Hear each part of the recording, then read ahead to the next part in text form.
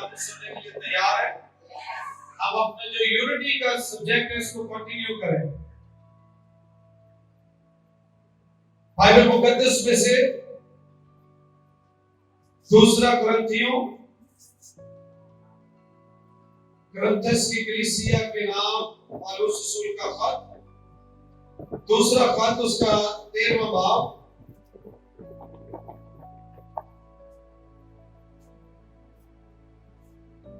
ग्यारहवीं आयत। ये डालकर इत्तेहाद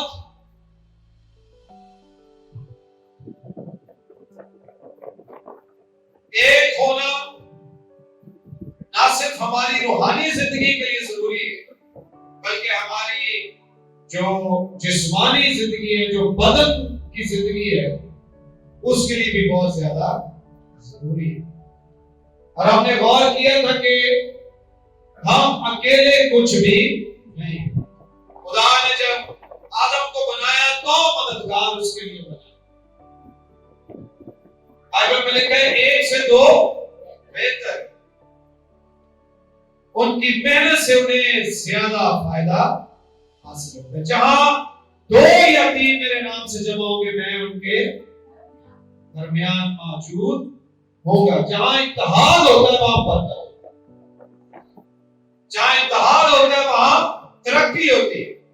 लेकिन जिस बादशाह में फूट पड़ जाए वो बादशाह बर्बाद हो जाती है, और जिस घर में फूट पड़ जाए वो घर कायम नहीं रह सकता।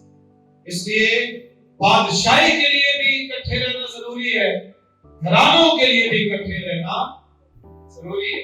और इब्लीस का काम शुरू से ही नफाक डालना, घरानों में भी नफाक डालना, सल्तनतों में भी नफाक डालना, यहां तक के ईमानदारों के दरमियान भी नफाक डालना, जुदाई पैदा करना।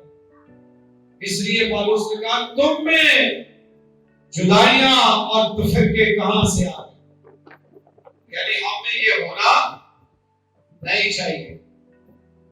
बड़ा जरूरी है कि हम मुत्तहिद एक हो, क्योंकि यही खुदा ने बरकत का वादा किया। आमीन। इसको जारी रखेंगे।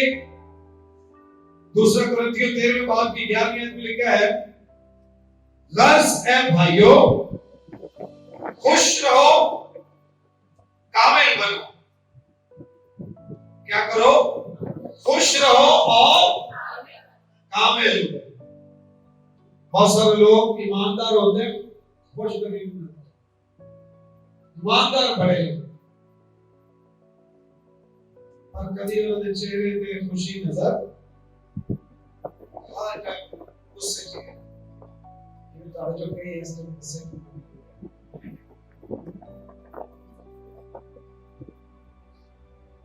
अगर आप मुझे गुस्से से देख भी रहे तो फिर शायद आप है ही ऐसे। लेकिन खुश रहा, चेहरों पर आपके शादमानी होगी, मुसर्रत होगी।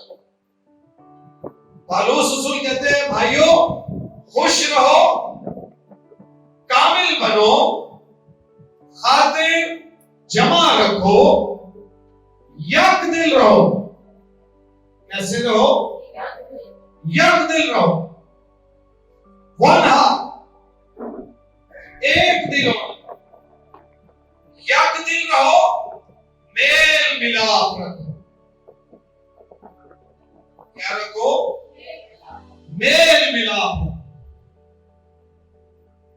तो ये कंडीशनल वर्ड होता है। तो आपको पता है पेरेंट्स आज के दौर में बहुत प्रचलित है, ये करोगे तो ये होगा, ये करोगे तो ये होगा। बाज़ तो ये बीवी भी एक दूसरे को ब्लैकमेल करते हैं, बाज़ बच्चे पेरेंट्स को ब्लैकमेल करते हैं। तो ये जो तो लफ्ज है ये कंडीशनल है,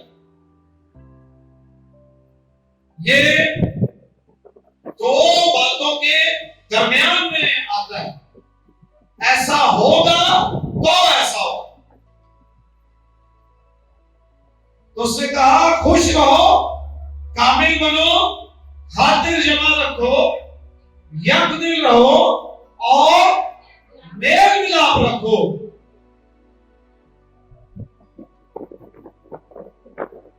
हम बगैर मेल मिलाप के रूह के ही कामिल बनना चाहते हैं। ईमानदार की जिंदगी कभी अकेली जिंदगी नहीं होती। ईमानदार की जिंदगी सबके साथ गुजर।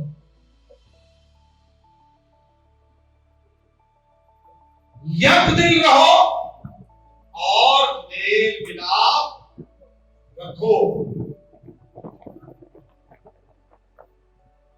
खुश हम रहना चाहते हैं, खातिर भी जमा रखना चाहते हैं और कामिल भी होना चाहते हैं।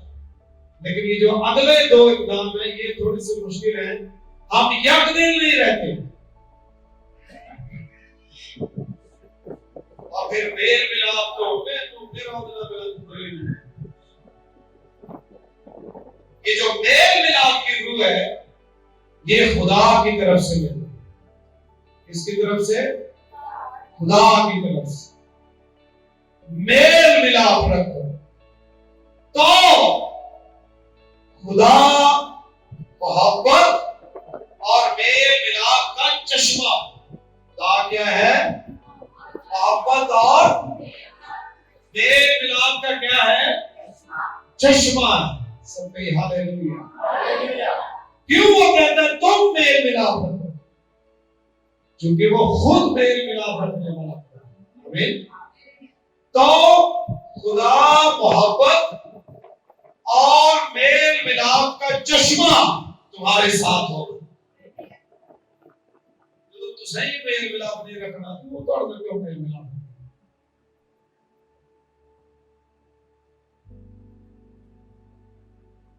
तो जिन जिंदगियों में खुदा का रूह होता है वो सबके साथ मोहब्बत से पेश आता है। आमीन। इसलिए ईमानदारों की जिंदगी में मेल जो है ये बहुत ज्यादा जरूरी है। क्योंकि खुदा ने हमसे वादा किया कि क्या ही अच्छी और खुशी की बात है कि भाई बहन मिलकर रहे। और इससे मुराद ये नहीं है कि सिर्फ भाई बहन मिलकर रहे, यानी खुदा के बेटे और बेटियां ईमानदार मिलकर आपस में मेल मिलाप का रूह होना चाहिए। हम छह चाहते हैं बाज़ और हर इतवार बस एक दो लोगों को मिलके आपके घराने में अगर कोई सुबह उठे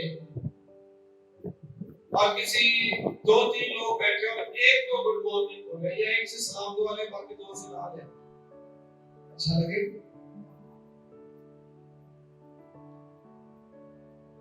हम अपने बच्चों को सिखाते हैं, बुला बुला के सिखाते हैं कि आपने कहा इनको भी सलाम करो। बच्चे थोड़ा आपको पता नहीं मानते, फिर हम उन्हें कहते हैं इधर आओ, उनको सलाम देखिए, बब्बों को सलाम देखिए, इससे बात कीजिए, इससे ये नहीं और सामने समझा।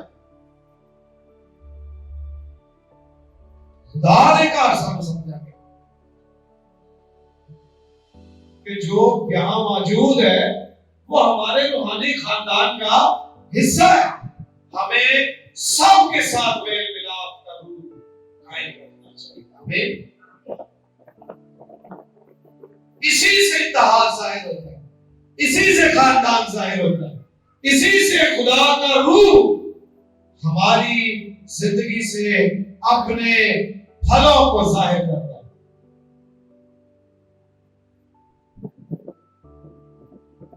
क्यों?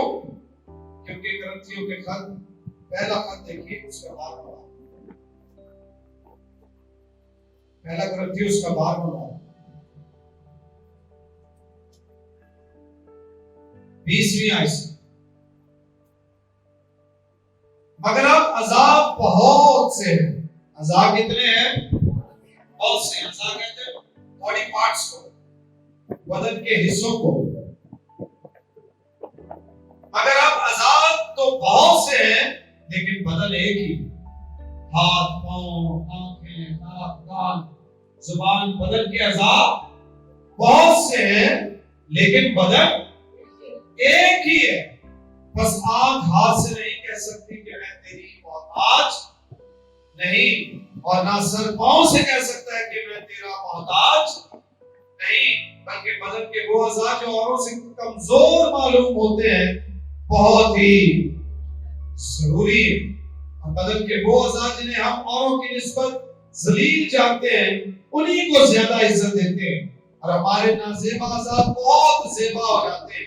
हालांकि हमारे ज़ेबा अज़ा मोहताज नहीं, अगर खुदा ने बदन को इस तरह मुरक्कब किया है कि जो उस मोहताज है उसी को ज्यादा इज्जत दी जाए, ताकि बदन में तफरका ना पड़े। अब ये पौलुस रसूल कलीसिया को खत लिख रहा है। किसको खत लिख रहा है? कलीसिया। कलीसिया को खत लिख के बदन, सारी बदन की मिसाल पेश कर रहा है। समझा कुछ और रहा है, क्योंकि कलीसिया की कोई थोड़े वर्गे मेरे वर्गे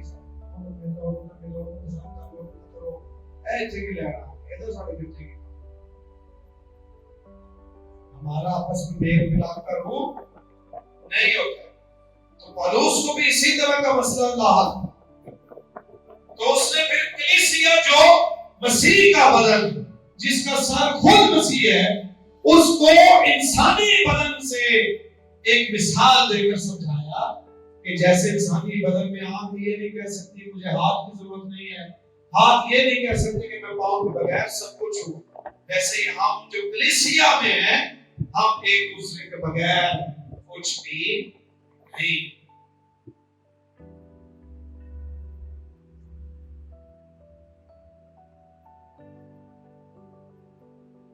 ताकि बदन में तफरीका ना, बल्कि अज़ा एक दूसरे की बराबर फिक्र रखें। कैसी फिक्र रखें? आप वो थांदरी ना फिक्र दासरे का आपने जेडी रोया करत या पैर या कर, मिसाल क्या थी? हम एक दूसरे की बराबर फिक्र, हम एक दूसरे की क्या करें? बराबर फिक्र रखें।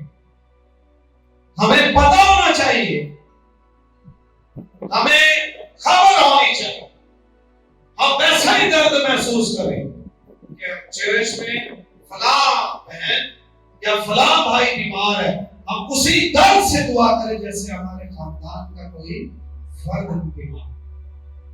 फला खुशी की हालत में हम वैसे ही खुश हो जैसे हमारे घर की खुशी। कोई गम की हालत में हो वैसे ही गमगीन हो जैसे घर में कोई दुख हो। ये सिखा रहा है पौलुस।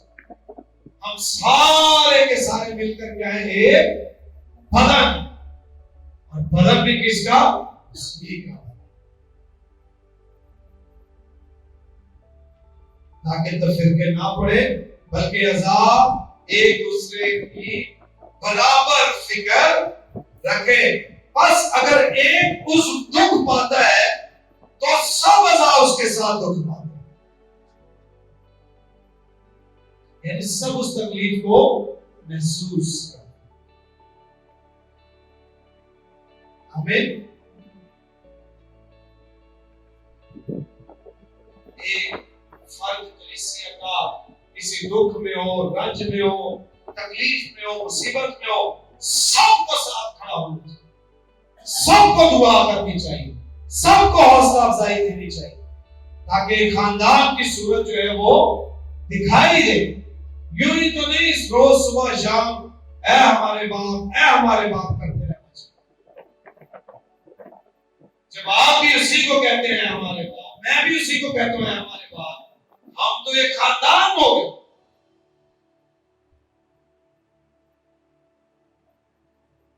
और कलीसिया में नफरत, लड़ाई झगड़े का जो उसकी जड़ है वो ये कि हम ना तो एक खानदान की सूरत अपने आप को समझते हैं, ना एक बदन की मिसाल को समझ पाए।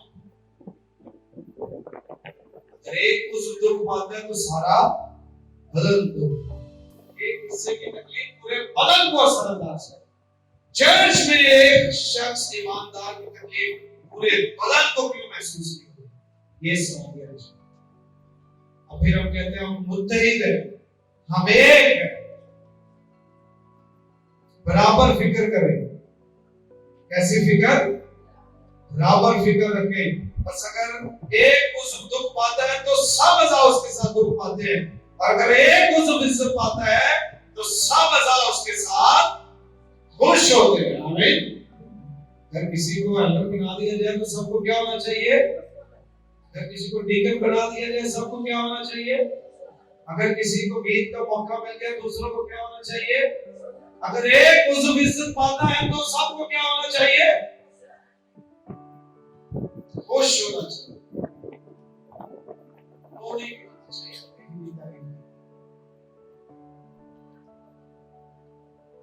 तो क्या होता है? खुश हो।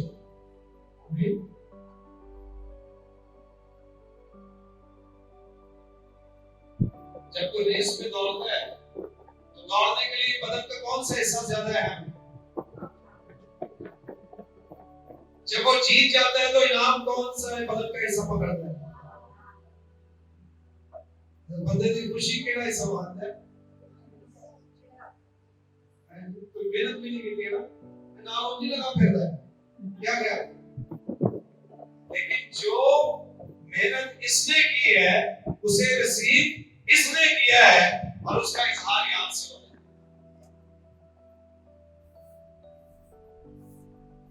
ये पहलू समझाना चाहता हूं। असि हाथ पैर रखा लेके बैठे हो करके जो हमारे यहाँ पर सूरत हाल है उसको समझना। अगर कोई एक खिदमत में आगे बढ़ता है हमें खुश होना चाहिए। अगर किसी एक की तारीफ हुई है हमें खुश होना चाहिए। अगर कोई एक बढ़ रहा है तो हमें खुश होना चाहिए, और अगर कोई एक दुख में है तो हमें उसके साथ खड़े भी होना चाहिए। हमें इसको कहते हैं एक घराना। एक बंदा बीमार हो गए, जिन्हें या लियाकत नशा दावा होता सारा टब्बर उसे बह लेता कि नहीं बह, जिससे हम इजहार कर रहे होते हैं कि हम दुख में कई दिनों के लिए छोड़ सकते ये मेरा पास था मेरी बहन या फिर शांति साढ़े काम नहीं बच्चे स्कूल में जाए, हम इन चीजों से जाहिर क्या करते हैं? खुशी हमारी बराबर है, दुख हमारा बराबर है। इसी तरह चर्च में भी हमें इजहार करना चाहिए कि ये सब हमारा क्या है? बराबर है। इसी तरह फिर पढ़ के आता हूं, बस अगर एक उस दुख पाता है तो सब अज़ा उसके साथ दुख पाते हैं, और अगर एक उस इज्जत पाता है तो सब अज़ा उसके साथ खुश होते हैं। इसी तरह बदर की मिसाल देकर उसने क्या कहा? इसी तरह तुम मिलकर, तुम अकेले नहीं, मसलीना के मैं दीगर सभा का मैं या गुलफाम भाई के मैं नहीं, तुम सब मिलकर, अकेला नहीं, इसी तरह तुम मिलकर मसीह का बदन, किसका बदन हो? मसीह का बदन हो, और फर्दन फर्दन मज़ाक। तो फिर हमारा तौर तरीका भी तो वही होना चाहिए। क्या कहा? यूहन्ना की इंजील में मसीह ने ख्वाहिश,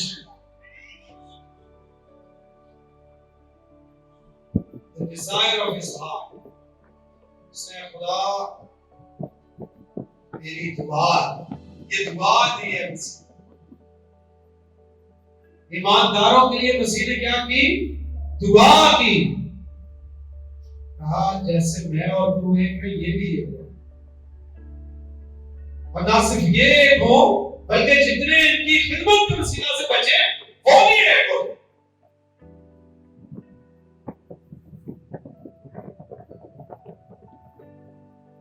जिस काम के लिए मसीह दुआ करे उसकी अहमियत का खुद अल्लाह तो बड़ा अहम तरीन काम। ईमान की किताब 4 बाब,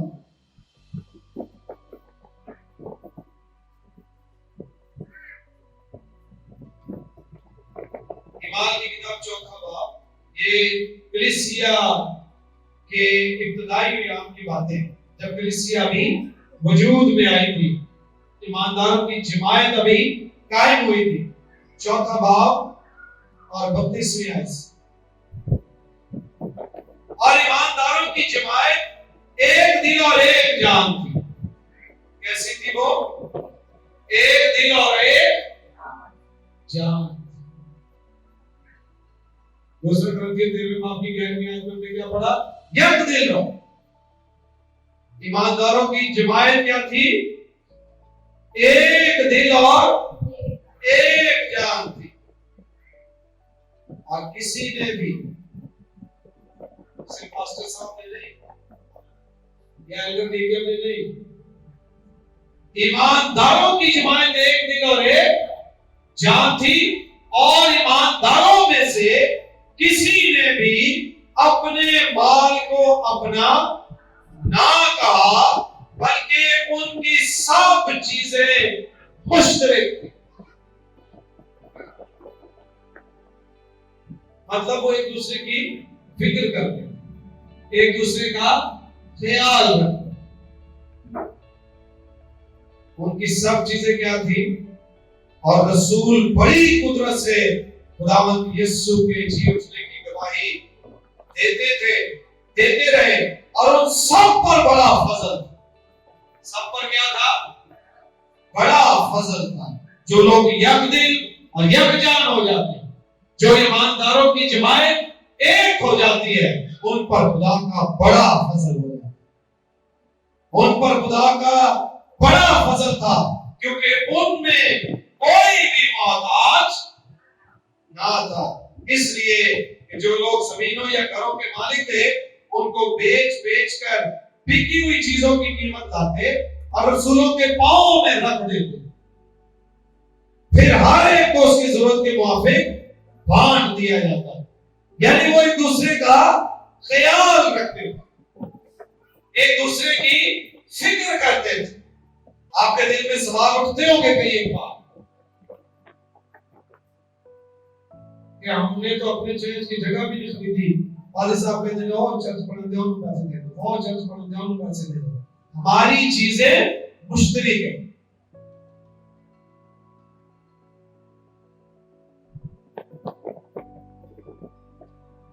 कल यीशु मसीह आएगा तो बिल्डिंग होना अच्छी, हम बिल्डिंग के लिए दुआ भी करें। बिल्डिंग खरीदने के लिए हमारे पास पैसे नहीं है, लेकिन गुलफाम भाई को मुझे एक जगह पसंद आई,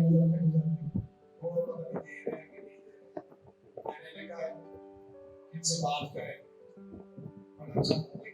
जब खुदा की मर्जी होगी हमें सूटेबल जगह मिल जाएगी। एक ही जगह पसंद आई वो भी नहीं, हो सकता वापस भी आ जाए, खुदा के प्लान्स का कुछ पता नहीं होगा। तो मकसद वो नहीं, जो वक्त खुदा ने हमारे लिए कराया वो हमारे लिए, हमें ईमान का बीज बोते रहना चाहिए। उनकी सारी चीजें मुश्किल बंदा कैसे रखे। जब सैकड़ों होते हैं तो हजारों की ख्वाहिश होती है, जब हजारों होते हैं तो लाखों की होती है, जब लाखों होते हैं तो करोड़ों की होती है, जब करोड़ों होते हैं तो अरबों की हो जाती है, अरबों हो जाए तो खरबों की। इसी तरह सिलसिला इंसान का लालच जो है वो खत्म नहीं, पर ईमानदार जो है वो एक दूसरे की फिक्र,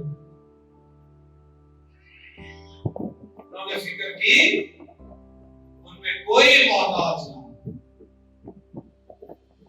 एक दूसरे का ख्याल करना, एक होना।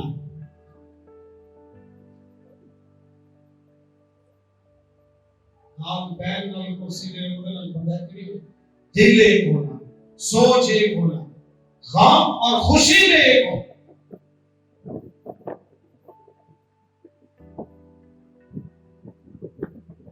अफरोज को लेकर आए चंद लोग, शिफा के लिए खुदा यीशु मसीह के पास रास्ता ही नहीं था, और चूंकि उनका मकसद एक था, उनके इरादे मजबूत थे, तो उन्होंने रास्ता भी निकाल। दरवाजे से रास्ता नहीं मिला, ऊपर चढ़ा लिया छत को घेर कर। यूनिटी। जब हम इरादा कर लेते हैं और मुतफिक हो जाते हैं, खुदा हमारे इरादों को देखकर भी हम पर फजल करता है। आमीन। अपने घरानों में भी ख्याल रखें और अपने चर्च में भी।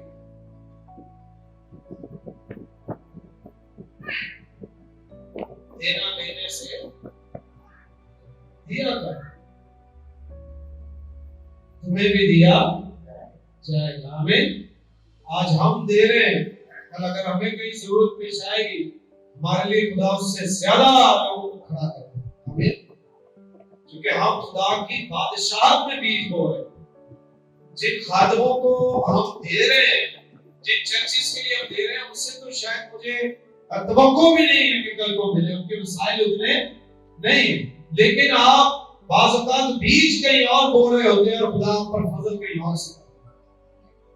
आमीन।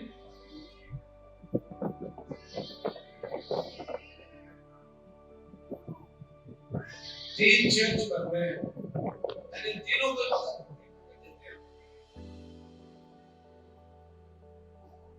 कोई बात देंगे, जो कुछ हमसे हो सका हम देंगे, करें। पिछले संडे हमने एक ऑफरिंग उठाई थी, अब नहीं उठाएंगे, आपको अपनी तरफ से करेंगे, लेकिन मैं आपको समझा रहा हूँ कि वो जो ऑफरिंग हमने उठाई उसको मैच करके खालिद के पास। पिछले दिनों में एक चर्च में था, वहां उन्होंने वो चादरें डाली हुई, वो पुरानी चादरें होती, वो सीमेंट वाली चादरें होती, और उनके दो बच्चे चर्च पे वो काम करने के लिए चले, तो दोनों उनकी जिंदगियां बहुत मुश्किल तो अपने चर्च की तामीर के लिए उन्होंने ईमानदारों को कहना शुरू किया। मैं भी वहां बैठा हुआ, वो फंडरेज कर रहे थे, सारे लोग आ रहे दे रहे, सारा चर्च भी था, पास्टर्स भी थे, लीडर्स भी थे।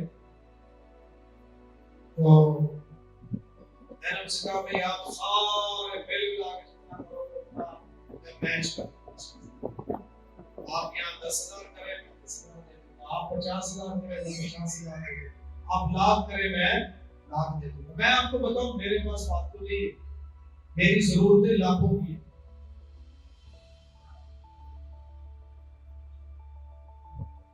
जरूरतें देखो तो मैं दे सकता ही नहीं। वहां एक हैंडसम अमाउंट ने जमा किया, आज उस बात में दिया तो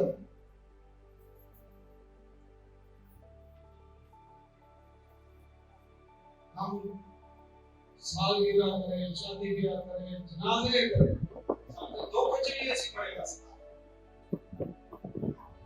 खुदा के काम के लिए भी अपने दिलों को खोलना चाहिए। मेरी बरकत का सिर्फ एक ही राज है कि मैं हमेशा अपनी ड्यूटी और शौक से करता। अच्छा क्या था, मैं भी ज्यादा चुप करके जो नहीं देंगे ताकि जरूरतों को बेहतर करो। आमीन। इससे बहुत सारी बातें जाहिर होती। मैंने वहां की इबादत नहीं करनी, मैंने वहां कलाम सुनाने नहीं जाना, मैंने वहां हर संडे पहुंचना नहीं, लेकिन उनकी तकलीफ, हम सब की तकालीफ इस तरह दूर तो नहीं कर सकते, लेकिन जो कुछ तेरा हाथ करने पाए मकदूर भर पाए। इसलिए मैं आपको अक्सर एनकरेज करता हूं कि अपनी पूरी दायरे की जमीन खाना बनाए। अच्छी जमीन, हमारी जमीन अच्छी जमीन, यहाँ बोया हुआ बीज खुदा के जलाल के लिए सोना। हमें एक आखिरी हवाला देखेंगे फिलिपियों का खत दूसरा बाब पहली आयत से। फिलिपियों, बस अगर कुछ तसल्ली मसीह में, कुछ कितनी, कुछ बस अगर कुछ तसल्ली मसीह में और मोहब्बत की दिल जमाई और रूह की शराकत और रहमदिली और दर्दमंदी है, अगर तो है, मैं पूछा तो तुसी आप ही कहना रहम दिल है आओ रहम दिल है नहीं सीज जो तसल्ली कुछ तसल्ली थोड़ी बहुत तसल्ली भी नसीब है मोहब्बत की दिलजोई है रूह की शराकत प्योरिटी है रहमदिली और दर्दमंदी है तो मेरी ये खुशी पौलुस ने उनसे कहा फिलिपियों की कलीसिया को मैं आपको कहता हूं लेफ्ट राइट फ्रंट अगर कोई शराकत कुछ है कोई दर्दमंदी है तो मेरी ये खुशी पूरी करो कि यकदे करो रावला पे ये निकल लगा शॉपिंग करो हम तो ठंडे पड़ गए मेरी ये खुशी पूरी करो आप फिक्र में पड़ गए कोई डिमांड आने लगी कि पास आप ये करो और उस संजोग का मैं भी आपको वही कहता हूं मेरी ये खुशी पूरी करो कि यकदिल रहो आपस में क्या रहो पौलुस की खुशी किसमें है मुकद्दसों के यकदिल रहने उसने कहा तो मेरी ये खुशी पूरी करो कि यकदिल रहो यकसा मोहब्बत रखो एक जान हो एक ही ख्याल रखो तो फिर के और बेजा फखर के बायस कुछ ना करो बल्कि फिरौतनी से एक दूसरे को अपने से बेहतर समझो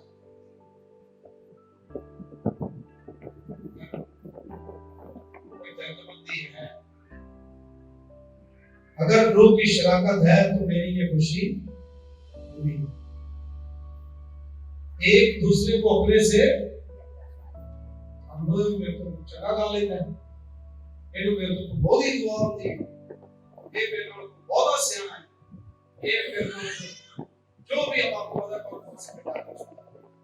एक दूसरे को अपने से बेहतर समझे क्या समझे बेहतर समझे हर एक अपने ही अहवाल पर नहीं बल्कि हर एक दूसरे के अहवाल पर भी नजर रखे और ये दूसरे के अहवाल पर नजर रखने का मतलब ये नहीं है कि दुनिया में कई गलतियां ने कमियां ना तो ध्यान रखना उनकी फिक्र करने के बाद या अपना ही ख्याल ना रखो दूसरे का भी ख्याल अपनी हालत पर ध्यान ना दो दूसरों की हालत भी देखो कि वो मजबूरी की हालत में है तकलीफ की हालत में है या सरबलंदी की हालत में अपना ही बंदोबस्त ना करो दूसरों की भी फिक्र आमीन इन बातों से यूनिटी क्या होती है जाहिर होती है मेरी ये खुशी निकल साहब पूरी मेरी ये खुशी अगर साहब पूरी रमेश भाई क्या करें पूरी करो और खुशी करो आपस में मुत्तफिक रहो आपस में क्या रहो मुत्तफिक आइए सब झुकाएं